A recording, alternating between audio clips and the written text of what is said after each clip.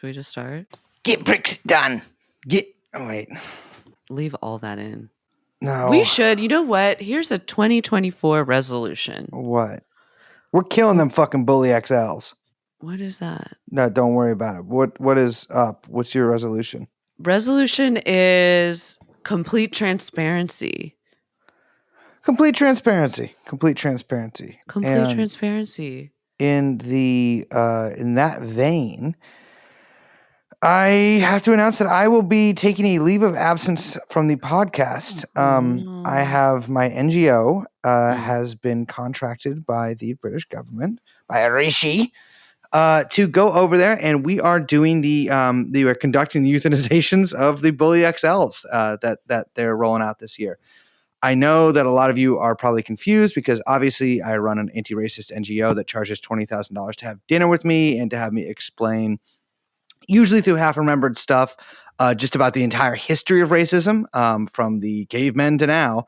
But we are going over there and we're going to kill those dogs. I mean, I think that's great for you, but I was just talking about maybe a little more just transparency of talking about how we're feeling and what we're doing with the audience. But I think what you're talking about sounds great. I'm really excited to kill those dogs. Jeffrey Epstein. Jeffrey Epstein. Jeffrey Epstein. Jeffrey Epstein.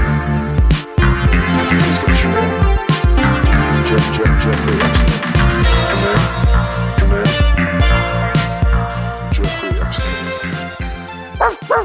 I'm a little puppy. My name is Brace. No, that's awful. Fine. I'm a big bully XL. Where's your fucking baby?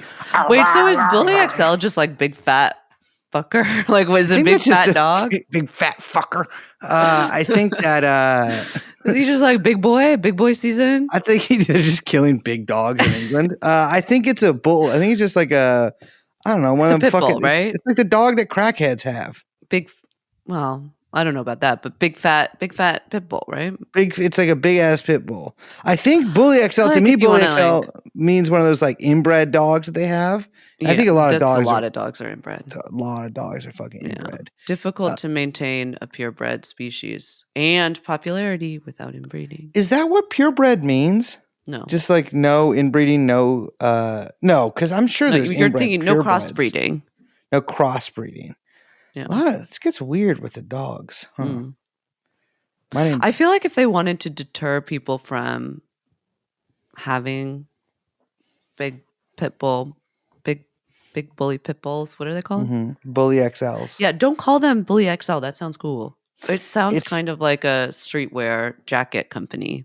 It is interesting because I feel like the word Ali bully G style. Bully XL brings to mind, first of all, the biggest bully XL of them all, Cartman. Why is everyone dressing like Ali G again?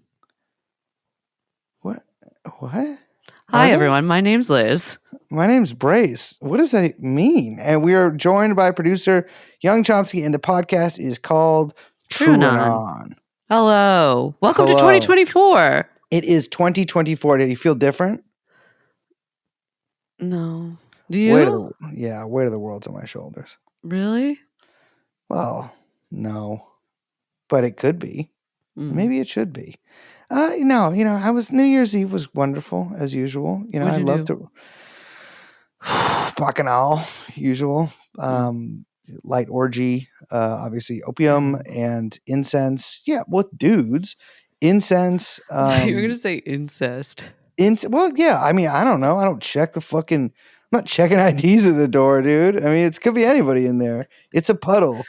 Ew. You don't check the fucking water quality of the puddle. Stop. Crazy wet in that motherfucker. So, hello. But no, I went to a party and it was fun. Everyone, as you all should be aware because you listen with bated breath to all of our announcements, we had an announcement earlier this week, and we're going to re-announce it right now. We are launching a board game. Yes. It's called Storm the Capitol. It's based upon the events. It's based upon the events. It's based on the events of January 6, 2021, where you can take the role of one of 6 patriots trying to, you pull over desks, get ballots, take hostages, and fight the police in order to get to the roof with 100 ballots to win the fucking game. Or you can play as the pigs, trying to prevent them from doing that. By the end of 10 turns, I don't know, I'm like getting into the rules here, when the National Guard tank comes and presumably kills everybody in the building. That is left unclear. It is a semi-complicated board game. I'm going to be honest, I keep saying it's semi-complicated because even though I Complicated board game. came up with I a was lot trying of to the do a little rules, red I line there. haven't really played other board games. Other people who've played it have, and so it's not like it's like completely made up. But so I think it's complicated to me. It's like much more complicated than like Monopoly or something like that. There's a lot of different ways you can play it. There's a lot of different ways you can play it, and it's fun. And It is fun. It's a board game. It's fun for all people 18 and over, we'll say. And on every side of the political spectrum, too.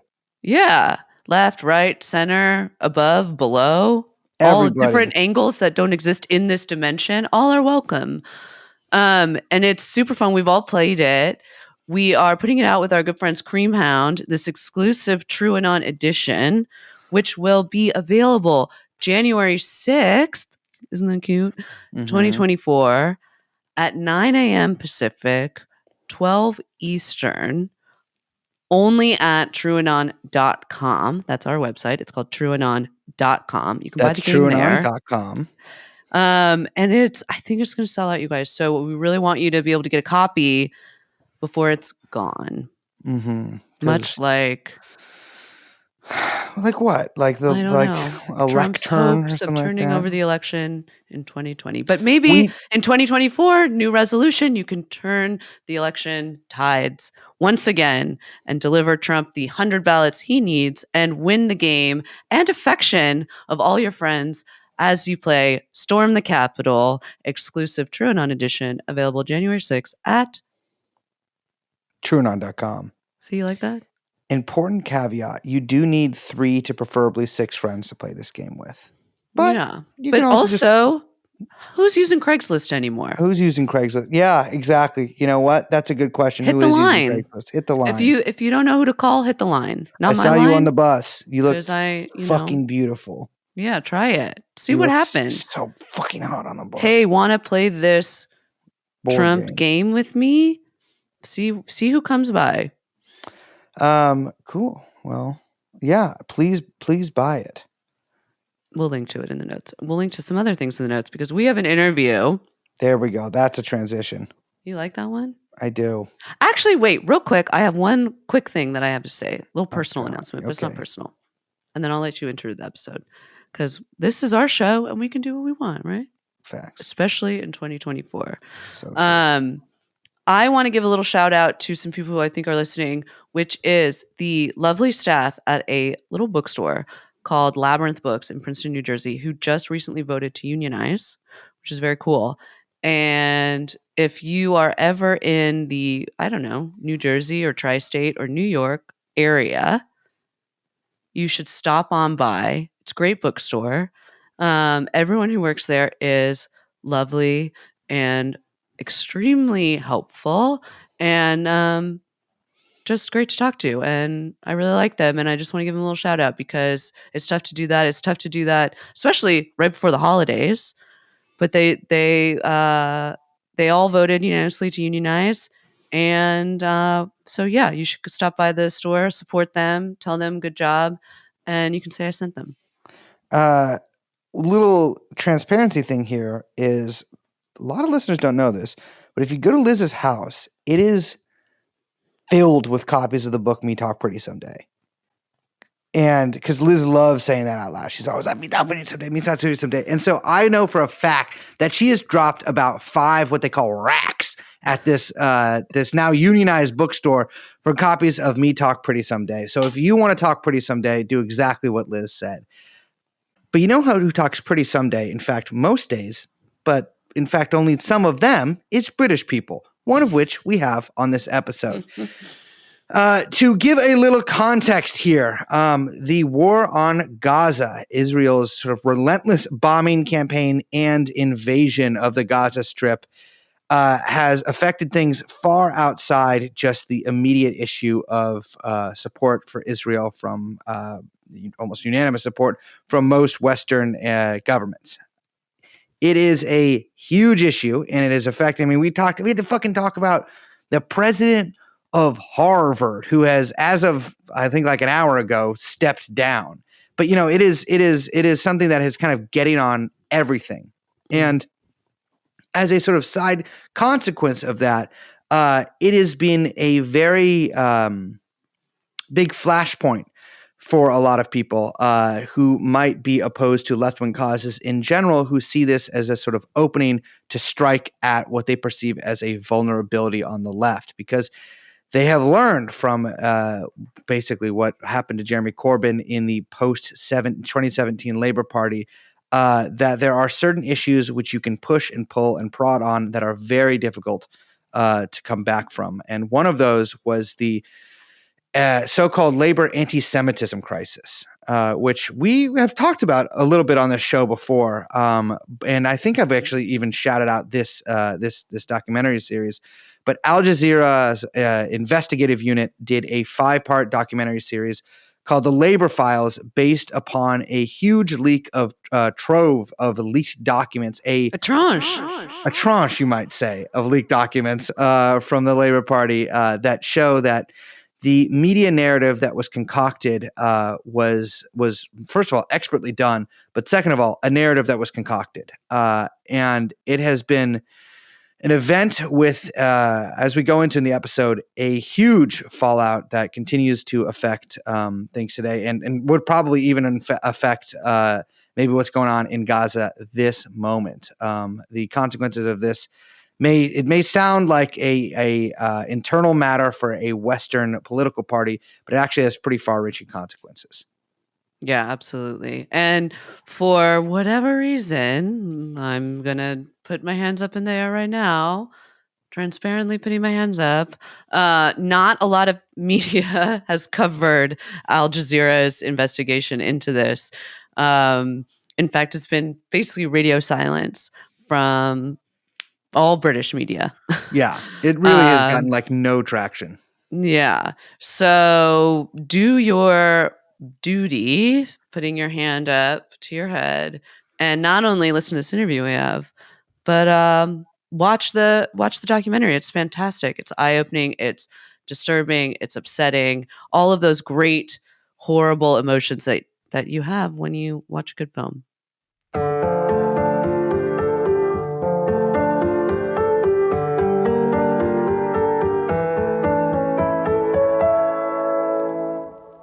Ladies and gentlemen, welcome back to TrueAnon, and welcome with our greatest compliments and good tidings to 2024.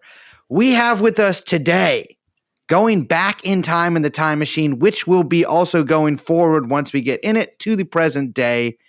We have Richard Sanders, producer of Al Jazeera's, or one of the producers of Al Jazeera's The Labor Files, here to talk with us about that series, about specifically the second episode, and more broadly about the claims of anti-Semitism and the great lengths at which certain forces in British society went to prevent Jeremy Corbyn from becoming Prime Minister. Richard, welcome to the show.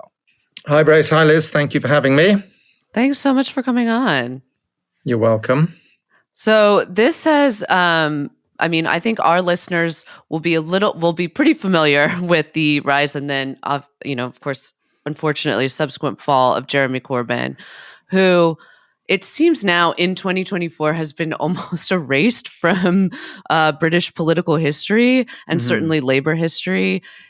I remember it wasn't that long ago, maybe like 6, 7, 8 months ago, I remember Brace and I having a conversation where we were like, oh my God, Keir Starmer might actually become Prime Minister. This is crazy. This was completely unthinkable in, 2016, let alone 2017, and then became, unfortunately, more and more thinkable post 2019 and 2020. So here we are, and we should talk about how and why some of Jeremy Corbyn's political career has been kind of erased from history, because back in 2017, he was an extremely popular politician within the Labour Party. Maybe we can start from there. You can walk us through what happened.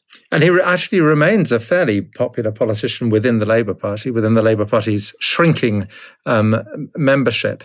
If we go back to the beginning, I mean, you're absolutely right. 2017, it has to be remembered, Jeremy Corbyn almost won the general election of 2017. He suddenly deprived the Conservatives of an overall majority.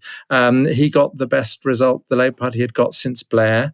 He got a better, even in 2019 when he lost, he got a better result than the Labour Party had in 2010 and 2015, which you would not think to listen to and read British media now. You would think it's just taken as given he's the greatest catastrophe that ever occurred in British politics. Now, if you go back to the beginning with Corbyn, the obvious parallel with American politics is Bernie Sanders. Now, there's a difference. Firstly, I think Jeremy Corbyn is a slightly more radical politician than Bernie. He's also, in a way, not quite as substantial a figure. It's hard. You have to stress how much of a shock it was when Corbyn won the leadership contest in 2015, in September 2015. Jeremy Corbyn was a man who'd spent his life on the backbenches. He'd never held ministerial position. He was a serial rebel. I think he'd voted against the Labour whip, that is the sort of instruction of how the party should vote, over 500 times. He was a very passionate constituent MP, very popular with the constituency that elected him. He was very interested in foreign affairs, had his own sort of causes that he'd always espoused, going all the way back to Chile in 1973, but particularly the Palestinian cause. A deeply principled man, but a man who didn't appear ever to have been especially interested in power. Now, the way it happened on what's called the hard left of the Labour Party is they used to take it in turns whenever there was an election for the leadership of the Labour Party. The very small group of them would get together and say, "All right, your turn, your turn." I think Jeremy Corbyn rather resents this interpretation, but the story that is told is that it was simply his turn and he stood. Now, you have to get a certain number of votes to even be allowed to run, and he wasn't going to get them. And various politicians of the sort of centre of the Labour Party actually, proposed him simply for the sake of, there being a debate and there being a range of candidates. Now, he clearly tapped into some sort of zeitgeist, and it was a particular moment in politics. It was the moment that threw up Bernie. It was the moment that threw up Trump. It was the moment that would shortly lead to Brexit in Britain. It was a moment of profound discontent with the status quo, and anyone who appeared to be outside of the status quo and appeared to be, quote, authentic. But, people were obsessively searching for this thing called authenticity, seemed to have some sort of kudos. Anyway, so Jeremy Corbyn becomes leader of the Labour Party, and the entire British establishment is in a state of shock about this, because it's sort of unthinkable. And the Labour Party's parliamentary party, and its bureaucracy is in a state of shock. And what happened with the Labour files with our series is we were basically handed the party's server. We had everything. We had the entire internal correspondence of the Labour Party, which is why we made the series.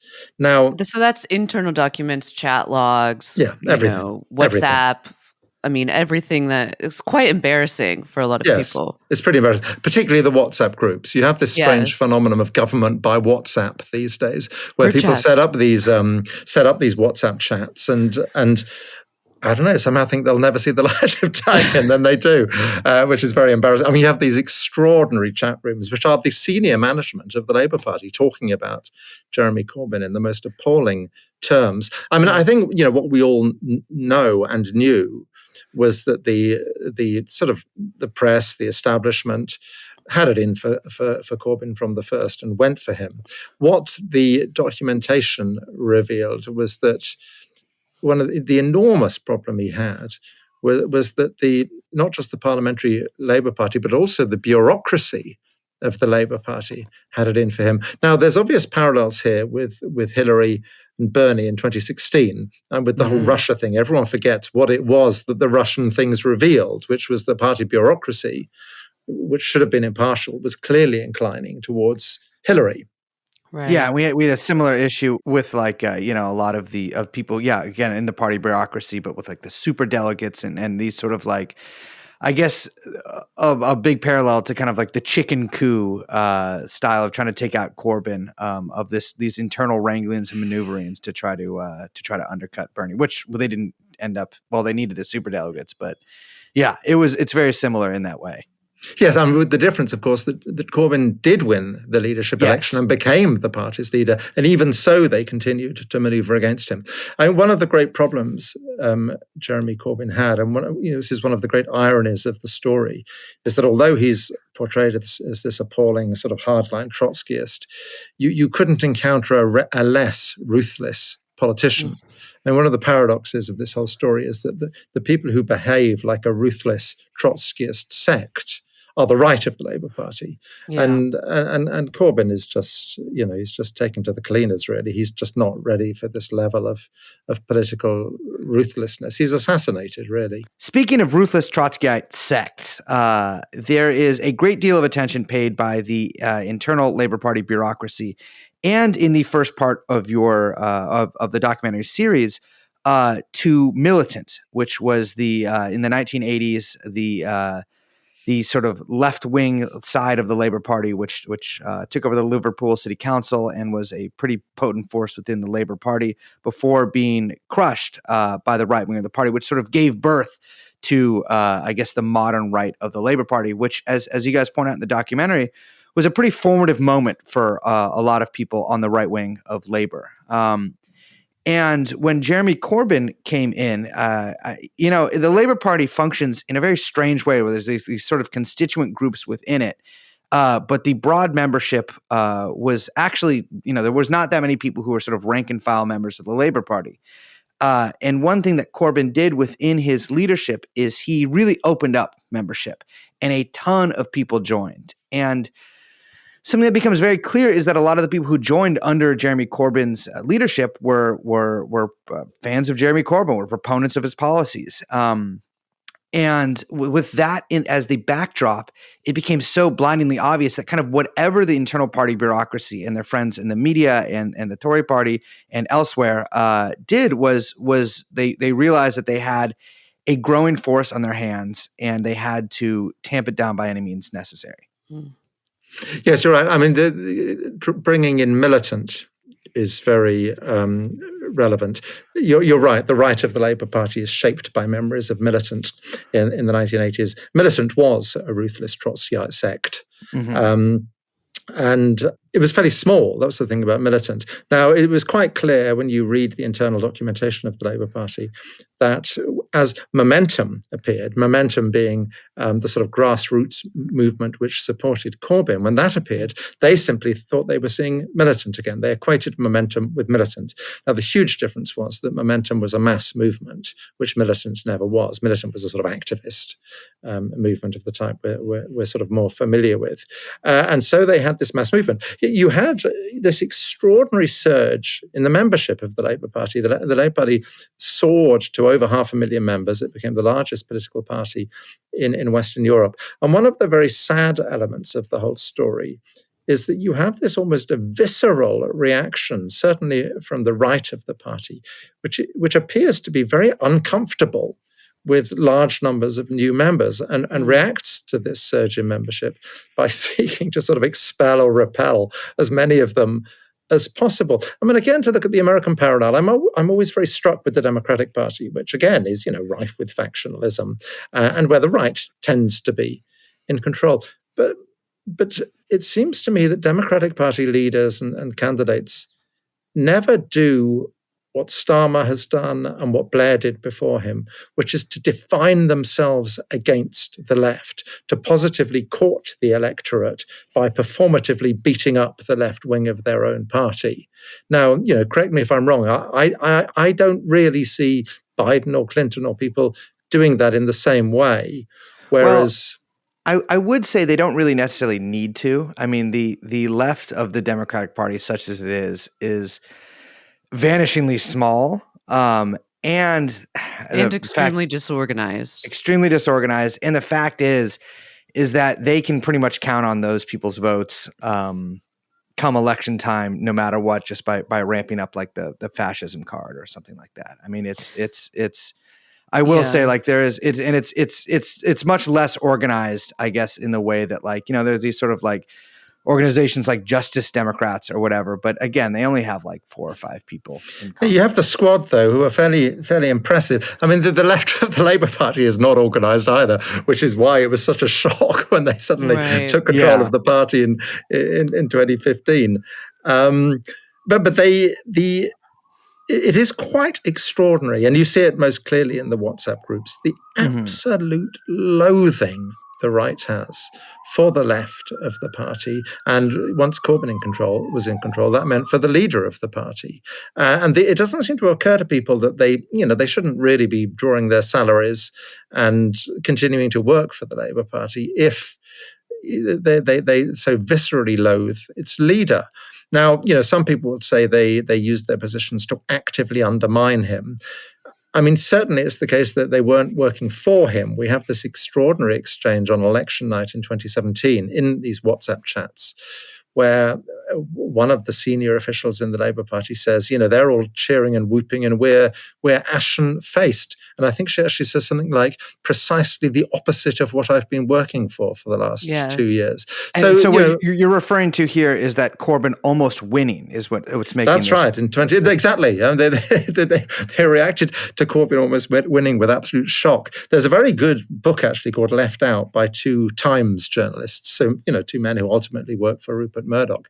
And they have a very good account of McNichol, the general secretary of the party, the head of the bureaucracy, turning up for work the following day after the general election of 2017.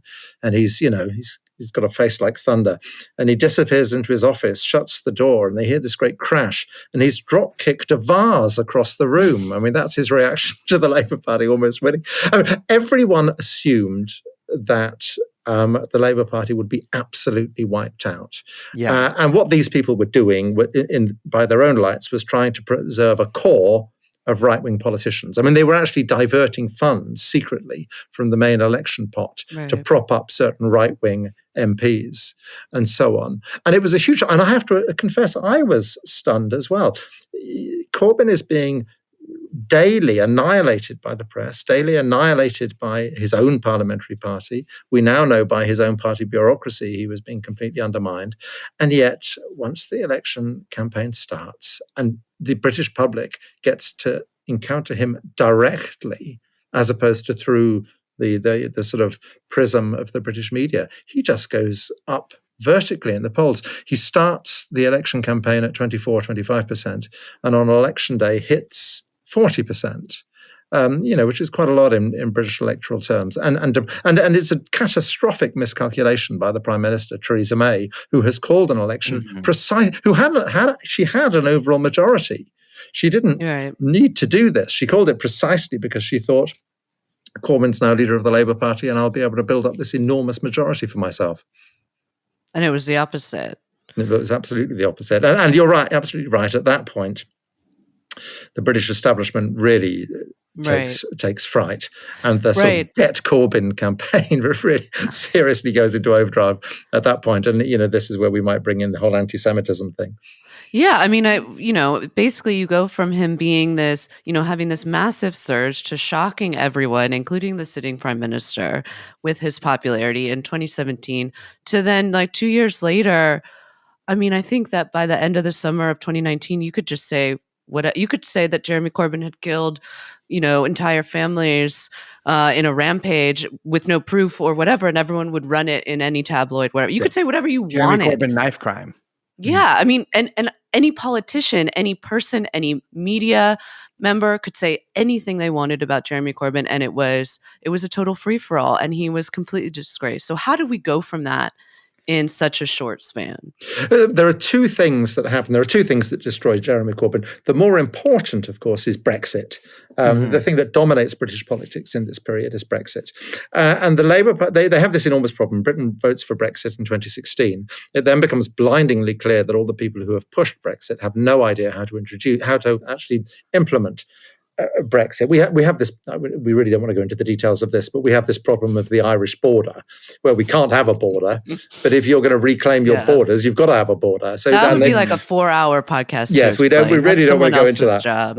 We really don't want to. Wait, you guys are telling me there's two different Irelands? Exactly. So we really don't want to go into that. But anyway, where the issue of Europe in the past had always divided the Conservative Party, it now divided the Labour Party. Mm-hmm. The enormous problem he has, and I actually don't think any Labour leader could have solved this problem, was that while 80% of the Labour membership was pro-Remain and anti-Brexit, 70% of the Labour Party's primarily working-class constituencies had a Brexit majority. There was a disconnect between its working class voters and its now very large membership. And what Corbyn tries to do is he introduces various pretty illogical fudges, but I'm not quite sure what else he could do, to be honest. I mean, I remember this at the time and being like, wow, it is truly like an unsolvable puzzle, because it was exactly.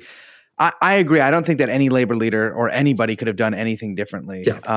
Because, and of course, the Conservatives have their problem that they can't resolve this issue of the Irish border. So in the end, Boris Johnson comes along and frankly tells a series of lies, and everyone is so exhausted. Well, lying always works. That's it certainly worked in the autumn of 2019, and he does a deal with Nigel Farage, who's the leader of the sort of Brexit party, and so basically the right pro-Brexit forces are united.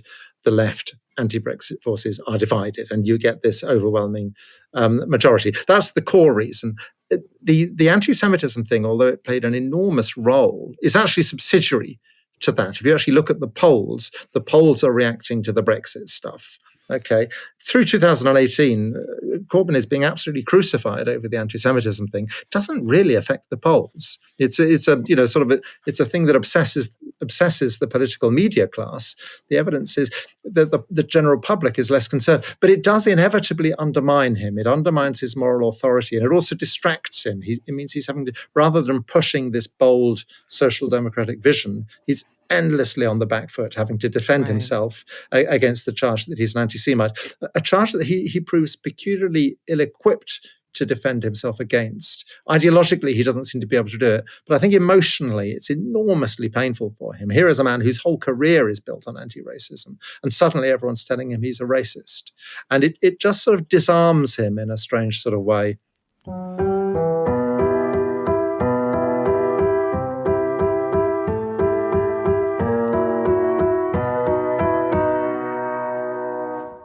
Well, let's talk about where that comes from, because I think that's a big part of this story, right? The claims of anti-Semitism proved to be shockingly effective.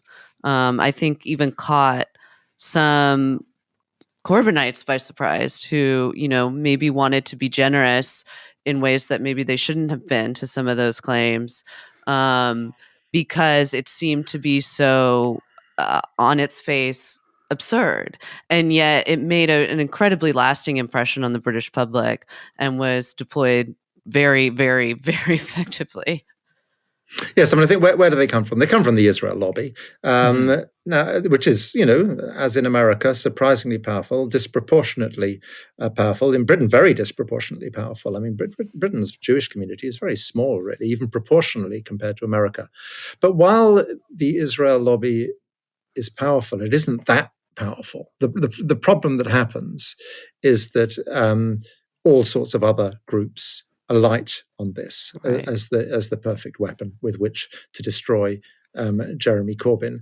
So you have, the centre ground. The BBC is disgraceful on this issue, as is ITN, the supposedly impartial broadcast media. Obviously, the right-wing press. So you have the spectacle of the Daily Mail, which actually supported, was sort of an apologist, certainly, for Hitler in the 1930s, leading the great campaign against, rather like Marine Le Pen leading the recent anti-Semitism demos in, some of the people who were jumping on the bandwagon, one would have thought people would smell a rat, really, but anyway, they didn't. Well, it became sort of rather unfashionable to be anti-Semitic among circles that had previously embraced it after World War II.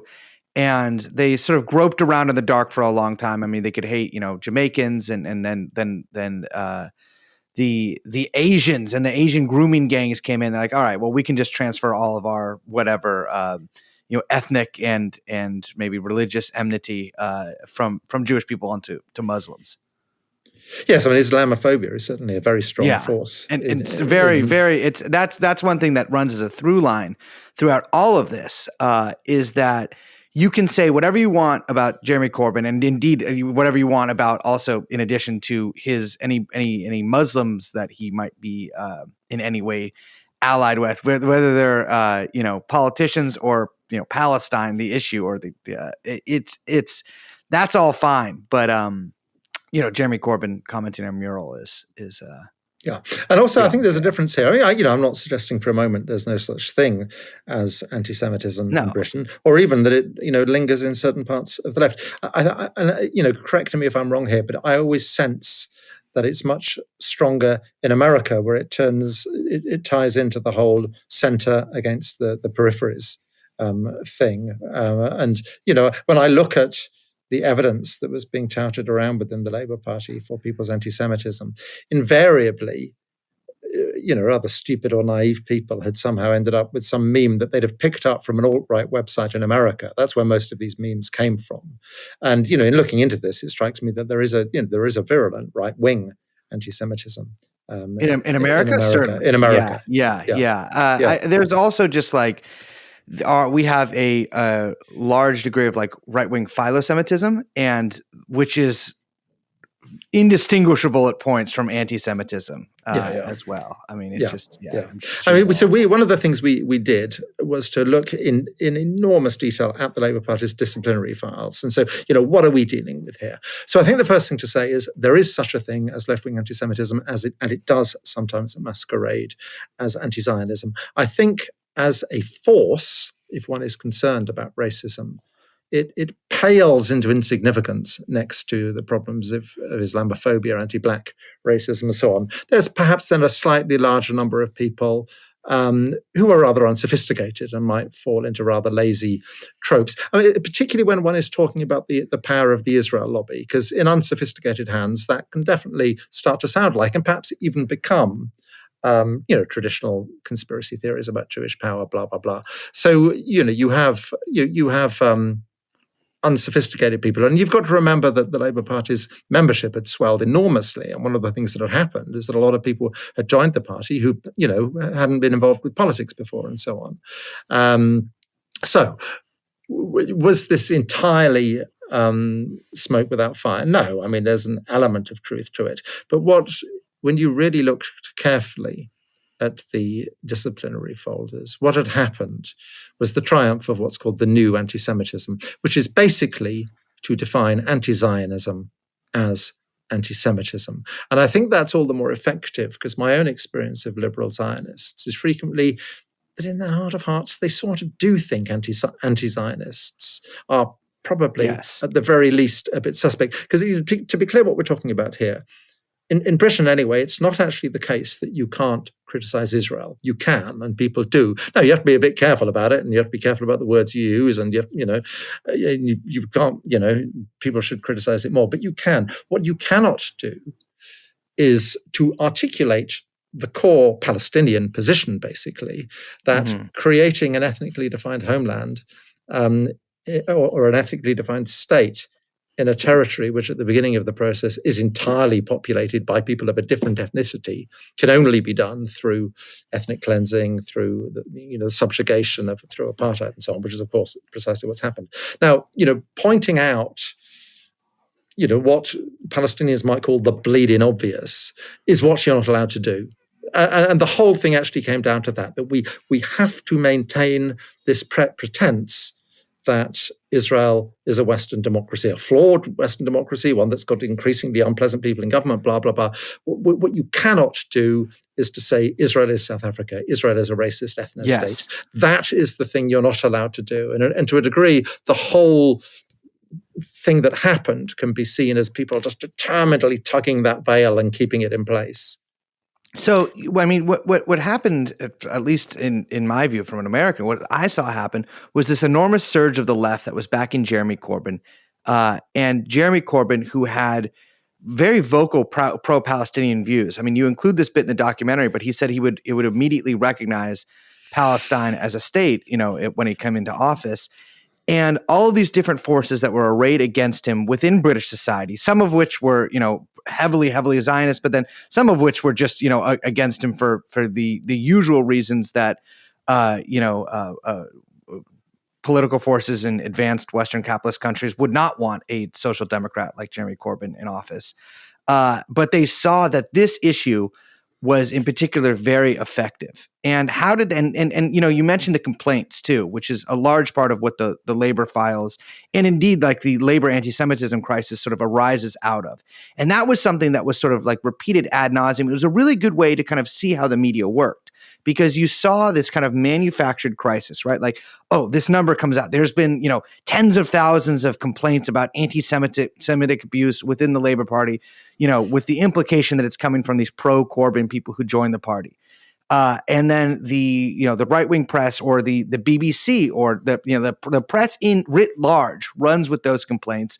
And then all of a sudden the story is that Jeremy Corbyn has under his coattails of his frocked coat brought along, these hordes of screaming, raging anti-Semites, many of whom are Muslim, along with him in the Labor Party. Well, many of them are Jewish, more to the point. I mean, well, that was actually an inconvenient fact for the press in a lot of ways. In fact, they're more likely. I mean, Muslims, as a general rule, in my experience, are intimidated into silence on this issue. The problem here was so many of these people were Jewish.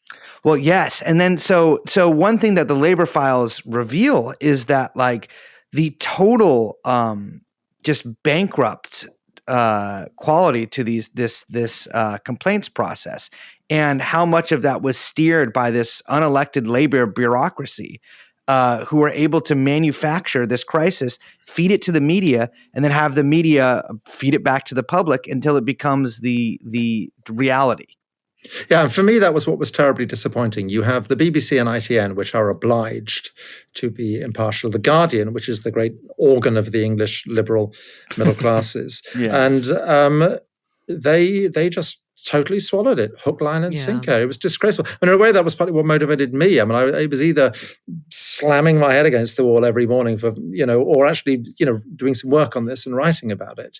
Because the thing is, going back to what I was saying about anti-Zionism, if you decide, if your view is that Israel is not a racist ethno-state, it's just one that makes some mistakes, and it's a really, on the one hand this, on the other hand that issue, then people's anger and passion becomes rather incomprehensible to you. And it's very easy to start interpreting that level of anger and passion as being in some way sinister. It becomes twisted and turned in on itself. As hate. I mean, as hate, yes. And hate marches, as these things are called. I mean, imagine fighting the anti-apartheid struggle in South Africa. And you're surrounded all the time by people who are saying, no, it's Mandela and Tutu who are the racists. I mean, the whole thing becomes completely tangled. And it's important to remember that all of Amnesty International, Human Rights Watch, and B'Tselem, the Israeli human rights group, all have now judged Israel to be guilty of the crime of apartheid. So we have this bizarre situation for 5 years where the entire media political establishment is turning its anti-racist spotlight ferociously, relentlessly, not on the apartheid state and its supporters, but away from the apartheid state and towards its victims and their supporters. It's quite odd, really, when you step back and think about it. But it was very. But you can look at the characters involved here: Laura Kunsberg, Emily Maitlis, Robert Heston. The people who are the political correspondents of the BBC and ITN, who carry enormous weight because they are the sensible, nice, probably a bit liberal white middle class people. Right. And they clearly, totally bought into this narrative and just didn't. I mean, they ran with it. Oh, they ran with it. It was appalling. It was dreadful. It was dreadful to watch. I mean, it's, one of the few examples where you see the fuzzy middle ground, just getting it completely wrong. And I've no doubt at all that in 30, 40 years' time, people will be writing university theses about this bizarre episode in British political history and how it could have happened. Well, it was so strange to watch at the time because it seemed so blindingly obvious what was happening. I mean, you had Jeremy Corbyn, who, as his supporters quite rightly, would reinforce when giving statements to the press, as somebody who has been a lifelong campaigner against racism in all its forms. There's famous pictures of him being arrested at anti-apartheid struggles. He is somebody who has completely dedicated his life in a very real way to this form of struggle. And it just to be completely tarred as probably Britain's biggest racist by not only the rest of his, not the rest of his party, but a lot of people and MPs within his own party, but by the Conservatives and by the more National Front descended groups that are prevalent and rename themselves every few years, EDL or Britain First or whatever. Who are all very pro-Israel.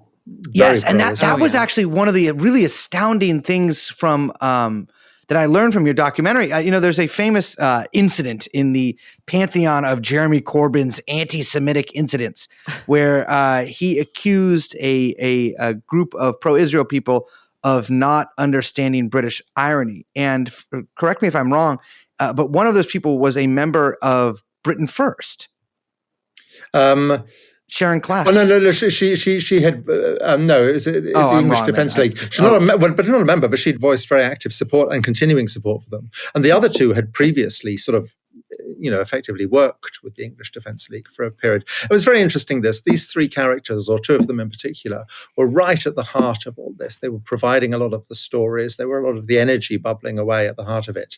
Now, back in 2010, there had been this sort of furore where these activists, these pro-Israel activists, which is what they are, had been working with the English Defence League, with Tommy Robinson and so on. And now, can you explain to our American listeners who the English Defence League might be? They're a racist, sort of nativist organization. They're an overtly racist organization that would normally be regarded as unacceptable, beyond the fringe of but sort of in the following in the footsteps of like the big 1970s 1980s like National Front, British National Party, absolutely, in that sort of tradition. But they're very much fringe, not the sort of people who ever win seats in Parliament, very much fringe, and they'd clearly worked with them. Now, what was interesting in around 2010 2011, you can actually see in the Jewish press, all the nice liberal centrist people coming out and saying, hang on, we really mustn't be demonstrating with these people. This is wrong. And they were quite clear about that at the time, that we reject this strategy. But it means that when it came to 2016, 17, 18, they knew damn well who these people were. They'd argued with them previously. And there was just a sort of conspiracy of silence. We were all going to pretend that these were nice champions of anti-racism, whereas you've got to be careful of my words legally, but they'd certainly been in bed with people who were absolutely overt and aggressive Islamophobes.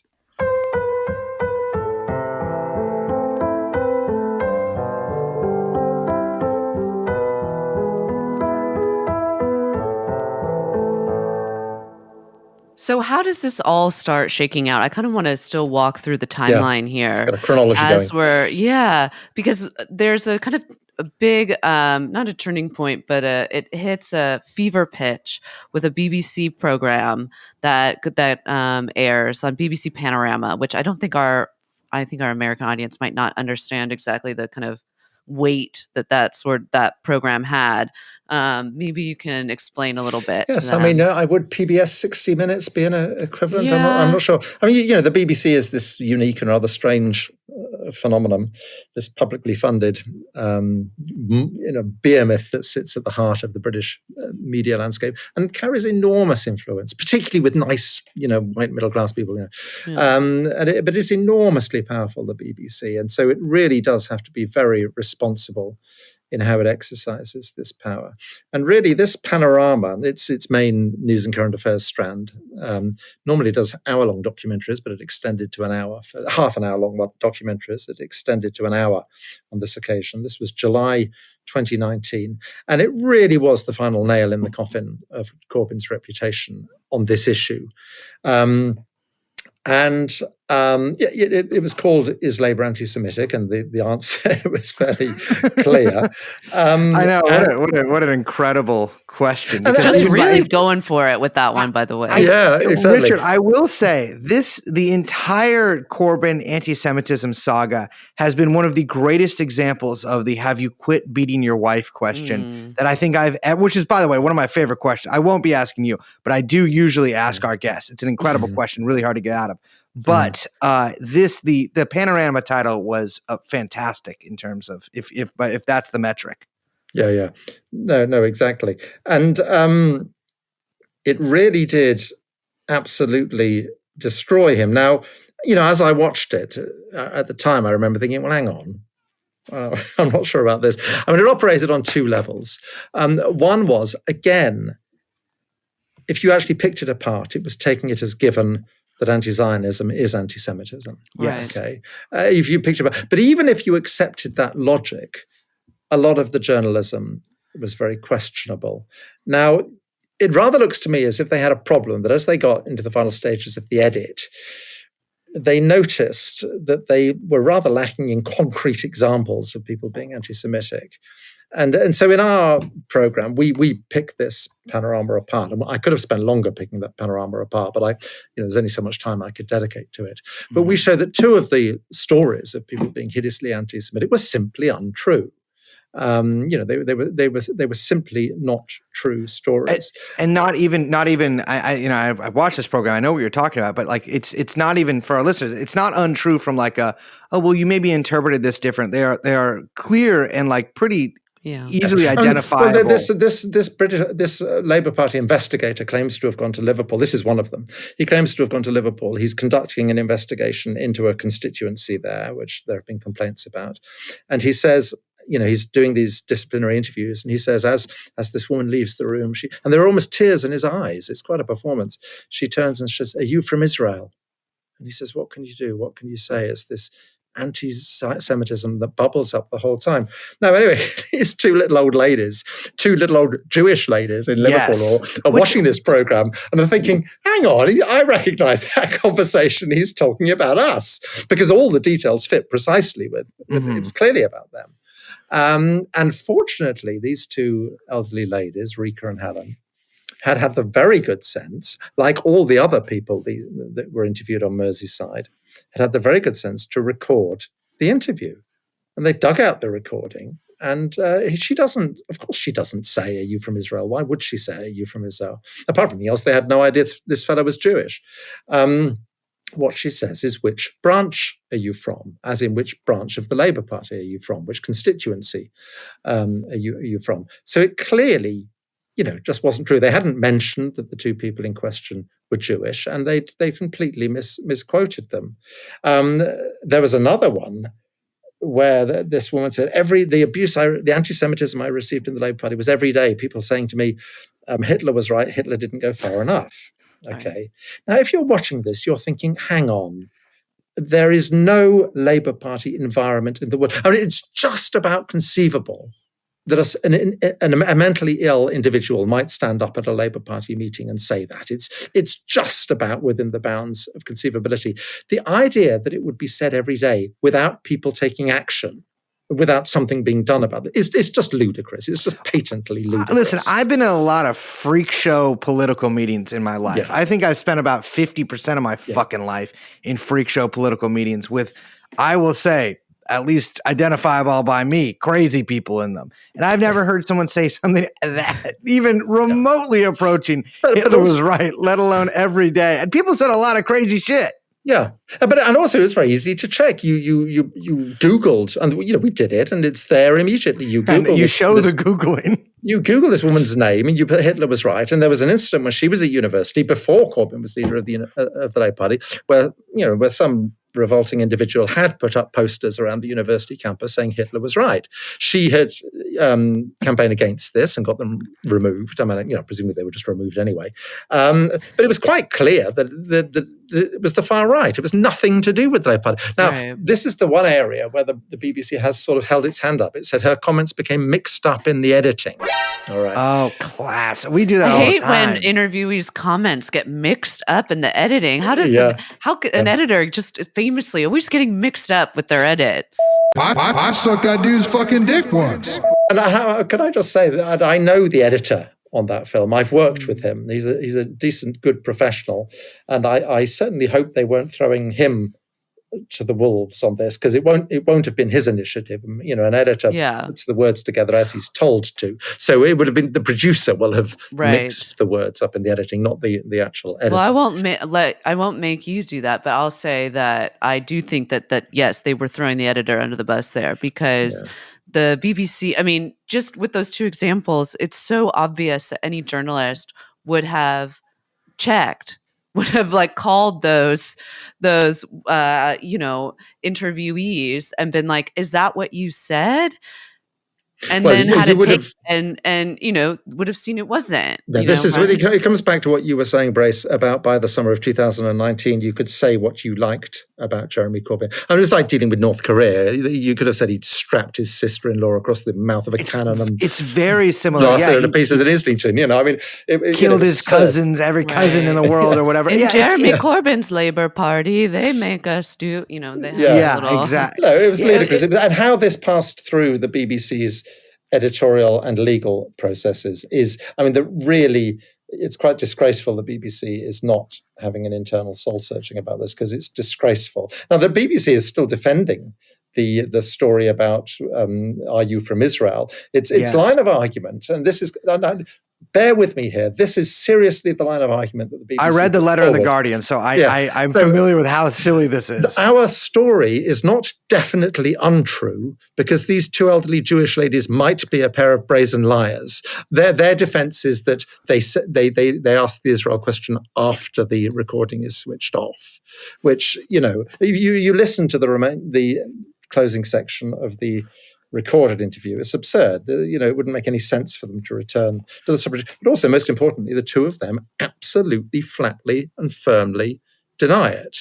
Which you would think would make it into the reporting. Oh, the people that were reporting on deny this ever happened. Yeah, but they were never asked. The thing that's odd about that program, if you're making telly, and I think this is true even more of telly than most journalistic mediums, you crave the tangible. Okay, you'd crave the concrete. It's what television loves. You drift off the minute people are talking in generalities, all right? Mm-hmm. So when I'm interviewing people, I'm very irritating. I am always stopping them saying, no, tell me what happened to you. Tell me what you experienced, what you saw. And this Panorama is very odd, because if you actually watch it, it contains very, very few examples of named people being anti-Semitic to other named people. It does this very odd thing, the program. It has a whole bunch of interviewees who are talking directly to camera in a sort of testimonial way. Young Jewish people, very articulate, often on the verge of tears and very upset about things and so on. They're all anonymous. Okay, they're all anonymous.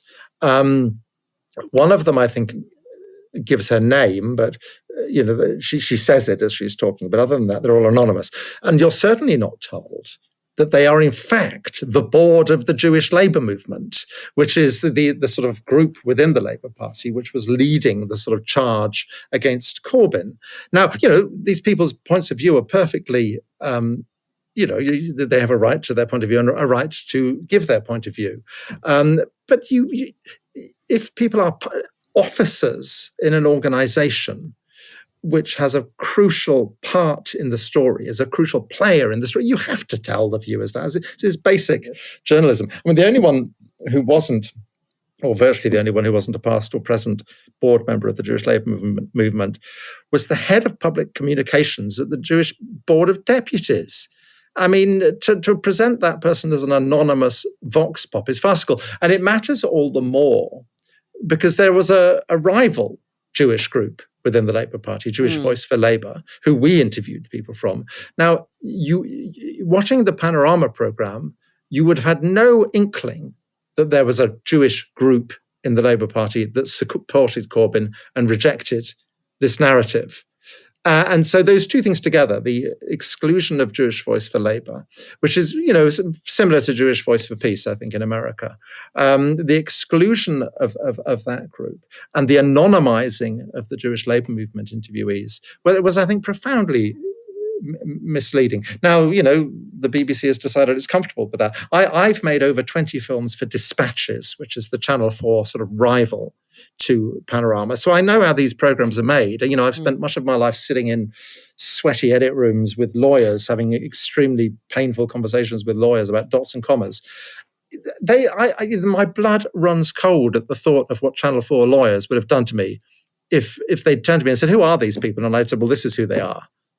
They'd have gone, "Well, obviously you have to tell people that. You can't just anonymize them."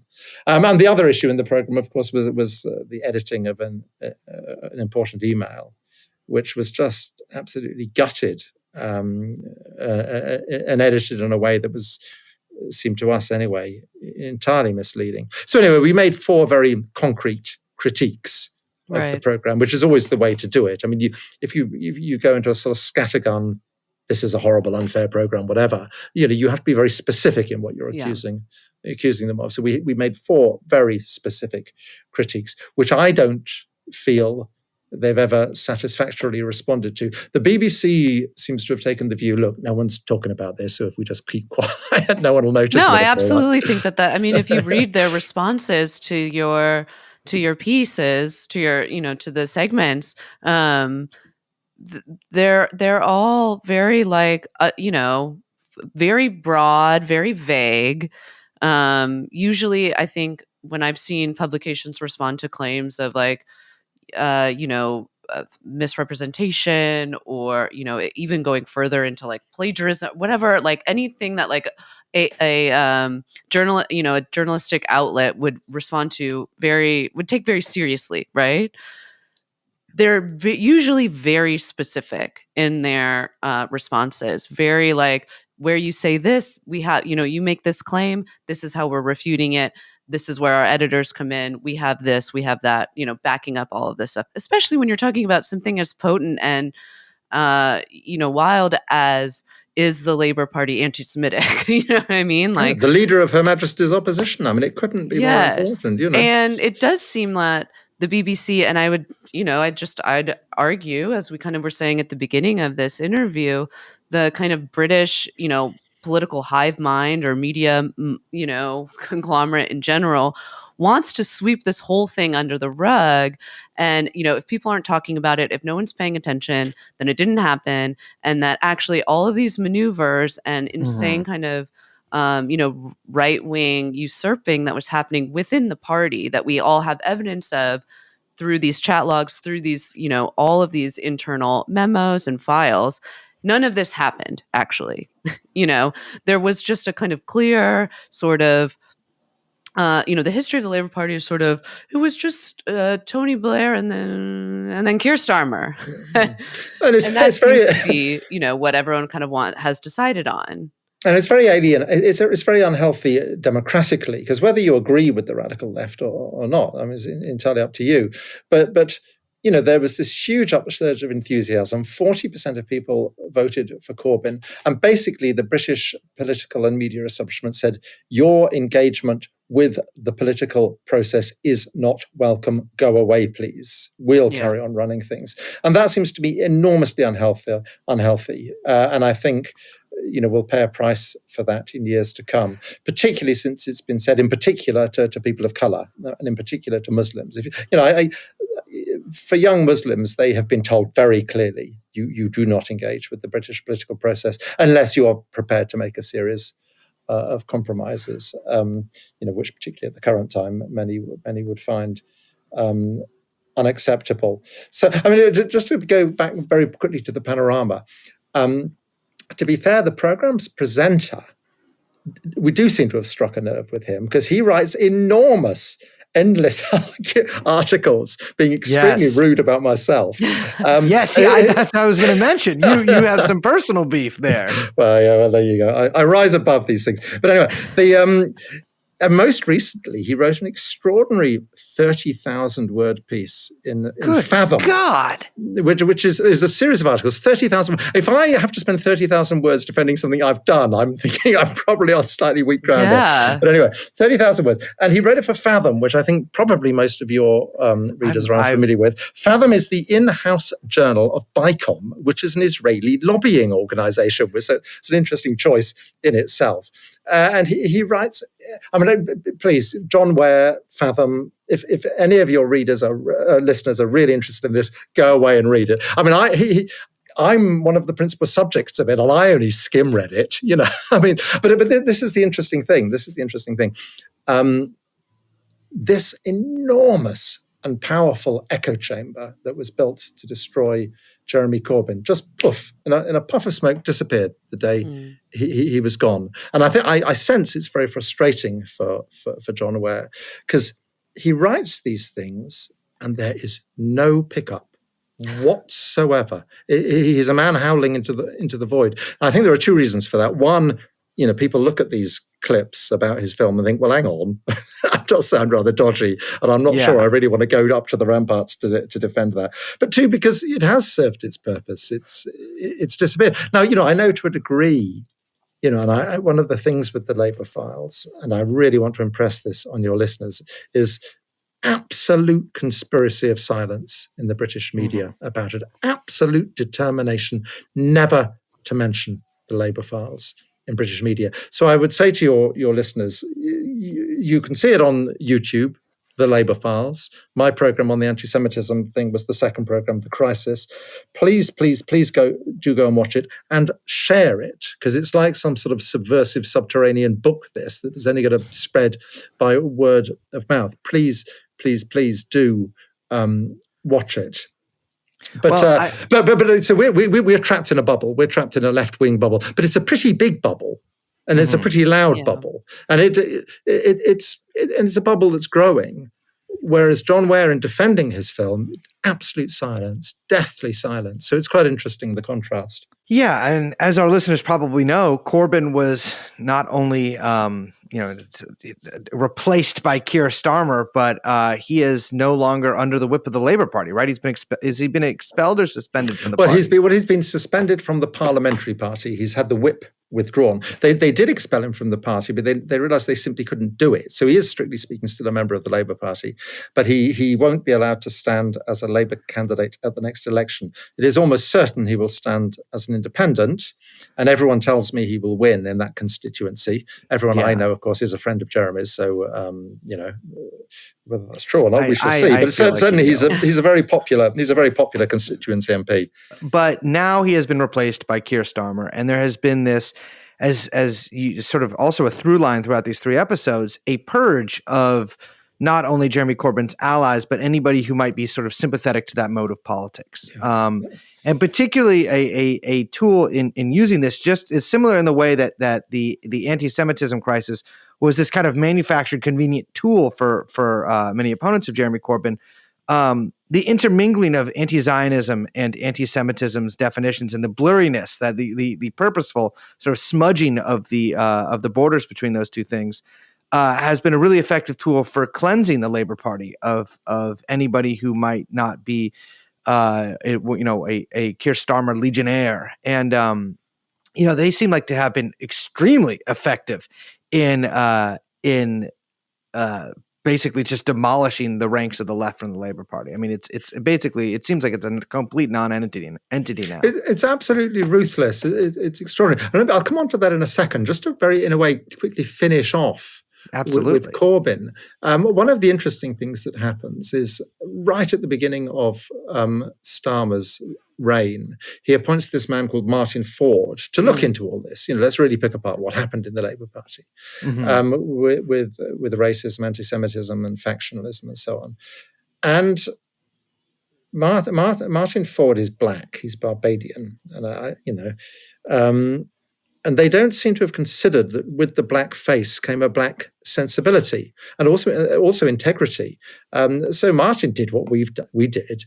And I actually now know Martin quite well, and he looked at all the internal documentation as we did and said, hang on, this isn't quite how it was being reported, is it? And rather to the annoyance of the Labour Party, produced this report, which was, it does a fair old bit of both sidesism and blah, blah, blah. Yeah, but it essentially says out. These people aren't, there was a disgraceful demonization of went on of these people that wasn't fair. And crucially, it rejects the idea that the leadership under Corbyn intervened in the disciplinary process to protect anti-Semites. It rejects that fairly clearly, and that was the core accusation against Corbyn. So, and of course, Martin eventually gave an interview to us for the Labour Files. It's a very short one, but it's the 5th episode of the Labour Files. As it were, entirely ignored. Ignored. He suffered the same fate we did, just sort of cast into the outer darkness, where we're all just sitting around talking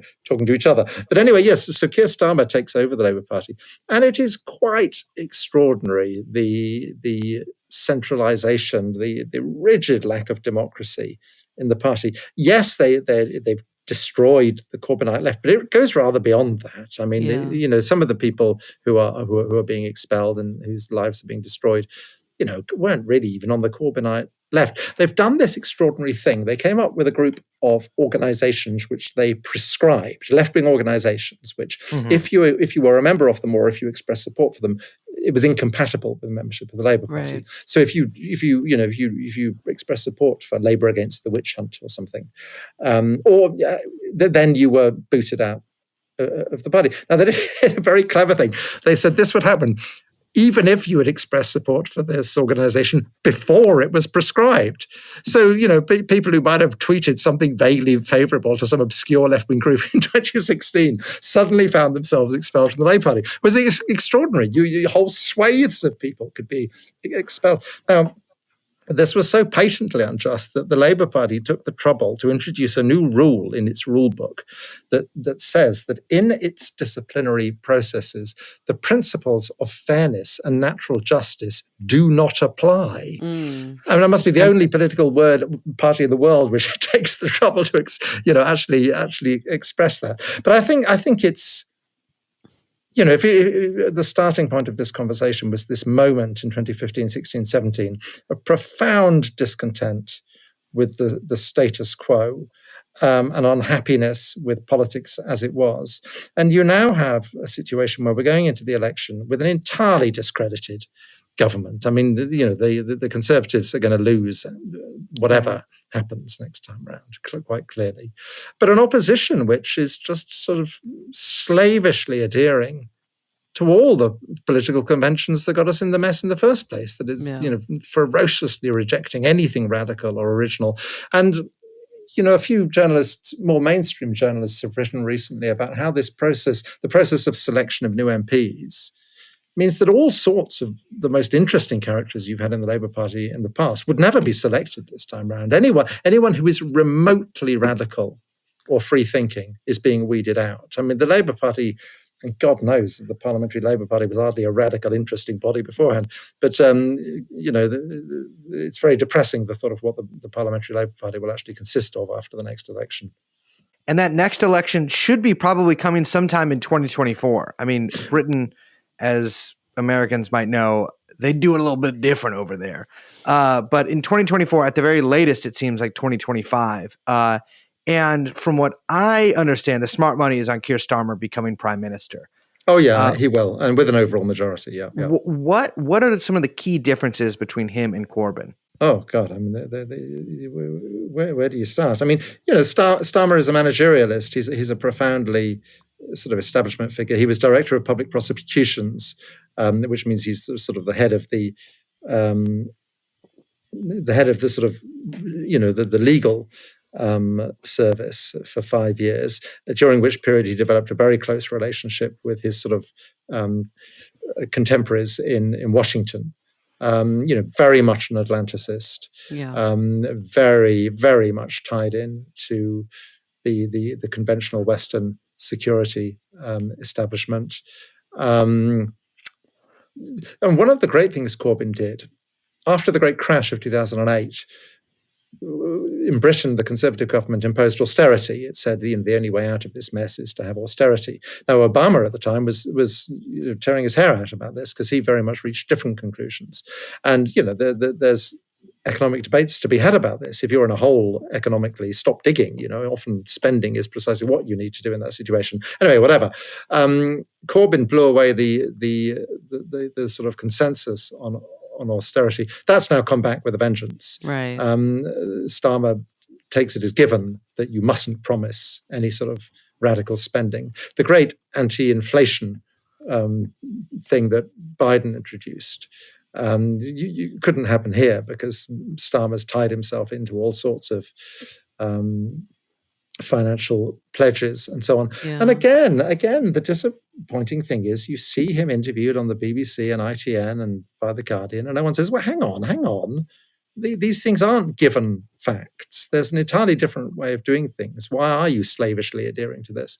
And also we're back to the politics of triangulation. The assumption that for a left-wing party, the further right you move, the more support you get. The further left you lose, the less support you get. Now, one thing that 2017 did was blow that out of the water.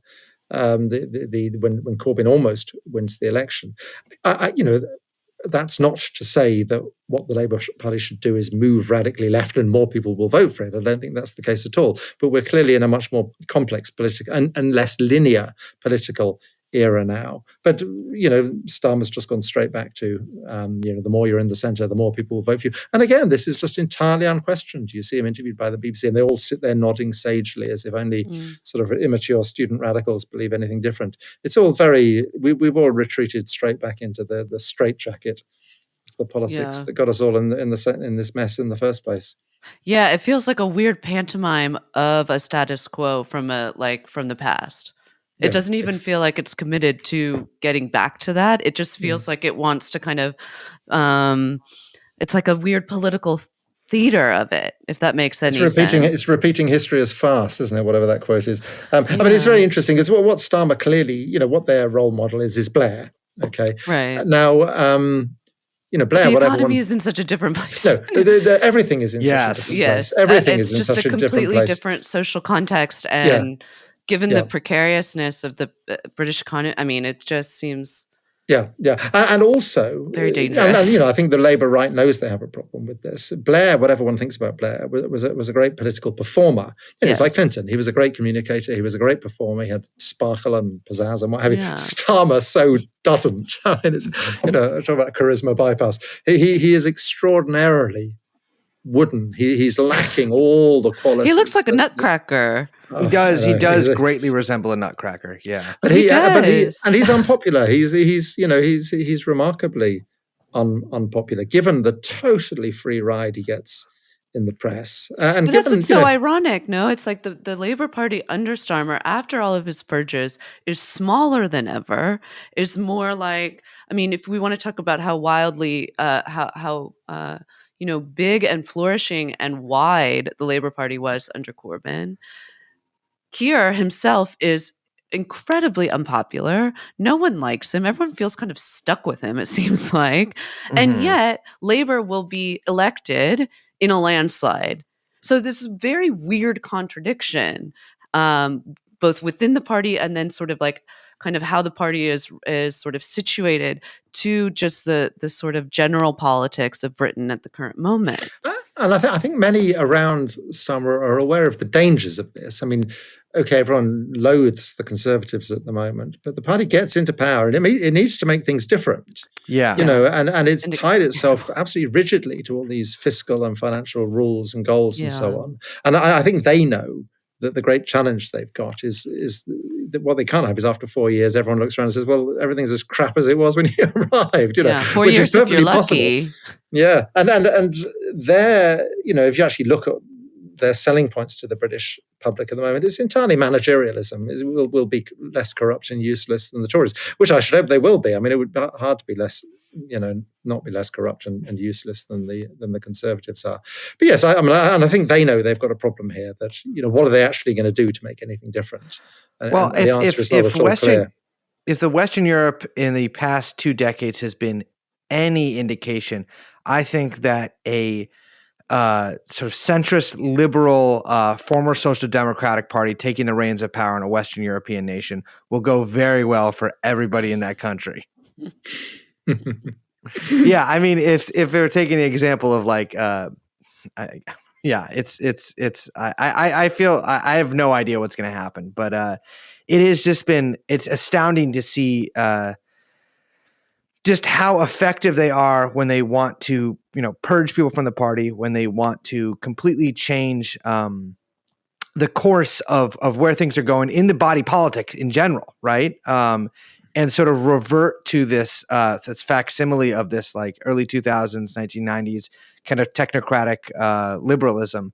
I mean, they were really astounding, and I think they're deeply valuable lessons to be learned from how they went about this. I think you're absolutely right. I mean, for me, there were two things driving me really. One was, I'm not at all convinced how good a Prime Minister Jeremy Corbyn would have been. And if people don't like Jeremy Corbyn and don't want to vote for him, fine. And if people on the right of the Labour Party want their faction to be in control rather than his, fine. But people do need to, the press needs to be honest. You can't just lie about people and then trust the press to lie about them for you. In a functioning democracy, you need a competent and honest press. And you can't just do this to any radical politician. I think the left also, for having waded my way through these disciplinary documents, the left also has to confront one or two things. The blueprint for how Corbyn was destroyed can be wheeled out again and again. It's like a sort of weapon battle tested in Gaza, because it was incredibly effective. And what clearly failed was to take it as being in good faith and to try and argue back rationally.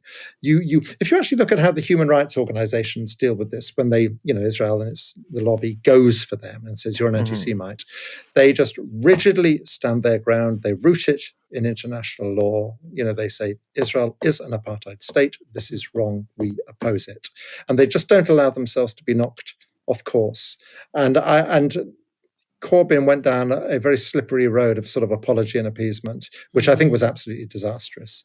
And effectively, and I think this is the other reason it mattered beyond the sort of internal politics of Western political parties, the Palestinian people were just thrown to the wolves in all this. And it's, if you want to look at why the British political media class is in such a morally obscene position about the current wholesale slaughter of small children in Gaza, you have to look back to that period when they allowed any clear articulation of the Palestinian cause to be sort of demonized, and which all feeds into the dehumanization of the Palestinian people. If you are tainting the Palestinian cause with the toxicity of anti-Semitism, which has such dreadful resonances in the sort of Western mind for very good and obvious reasons, you are opening the door to the dehumanization of those people.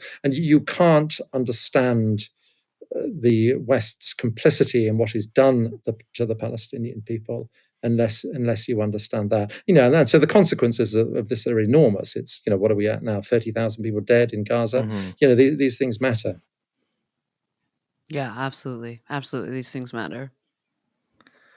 Well, Richard, thank you so much for coming on the show. I want to implore our listeners to watch all 5 episodes of the Labor Files. I think probably the easiest way to find it is just Google Al Jazeera Labor Files. They're all available on the website. It's on YouTube. It's all on YouTube. We'll link to it directly from the show notes. So you can just click right there. That's the easiest way to do it. I don't even know we always do. I don't know why. It's always good to get to, hone your Google skills. So it's maybe an interesting thing about it against what we've got in the description.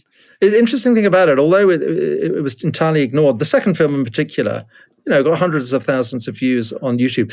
But then when the assault on the Gaza Strip started, it just took off again. It's it's been shooting up in terms of views. My son tells me this is all to do with algorithms. I don't really understand these things, but it's very interesting. There's clearly a large new audience that's finding it relevant in the wake of the the attack on the Gaza Strip. Well, I think our audience will definitely find it relevant if they haven't watched it. Thank you so much for coming on the show. Thank you for having me.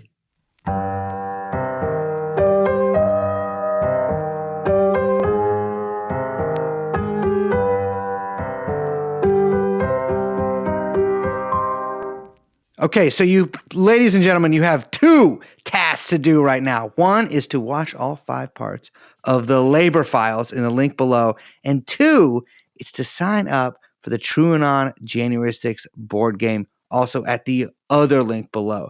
You should be able to differentiate the two. With that being said, my name is Brace. I'm Liz. We are, of course, joined by producer Young Chomsky. And this has been TrueAnon. Happy 2024. We'll see you next time. Bye-bye. Jeffrey Epstein. Jeffrey Epstein. Jeffrey Epstein.